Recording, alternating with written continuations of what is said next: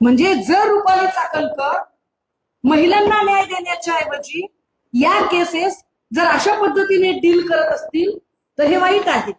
तुम्ही गुगल करून बघू शकता. अनु मलिकची मी टूची केस गुगल करा. माझ्याकडच्या ज्या आहेत लिंक्स त्या मी तुम्हाला पाठवते. या सगळ्यांमध्ये सोहम चाकणकर, त्याच्यासोबत रुपाली चाकणकर, हे सगळेच लोक तुम्हाला त्या एका फ्रेम मध्ये दिसतील की ज्याच्यामध्ये अनु मलिक पण आहे. हे एवढे सगळ्या गोष्टी समोर असतानाही अजूनही रुपाली चाकणकर हे नाव पोलिसांच्या रेकॉर्डवर का येत नाही? का येत नाही? की आम्ही इतक्या गोष्टी तुम्हाला सांगतोय तरीही अजूनही ते नाव रेकॉर्डवर येत नाही. प्रश्न फक्त एका महिलेचा नाही. प्रश्न एका महिलेमुळे जर एवढं सगळं जर शोषण होत असेल तर मात्र ते वाईट आहे आणि म्हणून त्यावर बोललं पाहिजे, म्हणून त्यावर मांडलं पाहिजे असं आम्हाला वाटतंय. या सगळ्या संदर्भाने असणारे जे इनपुट आहेत ते इनपुट आज आम्ही एसआयटी प्रमुख असणाऱ्या सातपुतेजी यांच्याकडे दिलेले आहेत आणि त्यावर आम्ही आमचं म्हणणं सुद्धा मांडलेलं आहे. या सगळ्यांमध्ये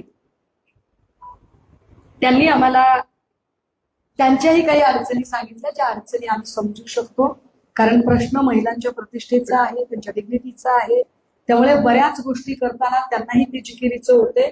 परंतु हे सगळं जरी खरं असलं तरी या गुन्ह्याची व्याप्ती ही फक्त महिला लैंगिक शोषण इतकी नाही. तर हा फोटो मिळालेला आहे ज्याची कॉपी अनु मलिक दिसत आहे फोटोमध्ये. रुपाली चाकणकर बाजूला आहे, बाजूला त्यांचा मुलगा आहे. ही सगळी माणसं एका फ्रेम मध्ये आहे. हे फार विशेष आहे, हे गंभीर आहे की ज्या माणसावर मीटू कॅम्पेन अंतर्गत एवढे गंभीर अलिगेशन्स झालेले होते, आरोप झालेले होते, त्या माणसाला क्लीन चिट चाकणकर देतात आणि चाकणकरांचा मुलगा त्याच्या फिल्म मध्ये असतो.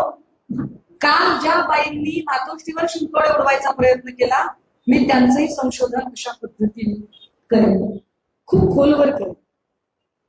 फक्त आम्हाला वाईट याचं वाटतं की या सगळ्यांमध्ये राजकारण न आणता त्या महिलांना न्याय मिळाला पाहिजे.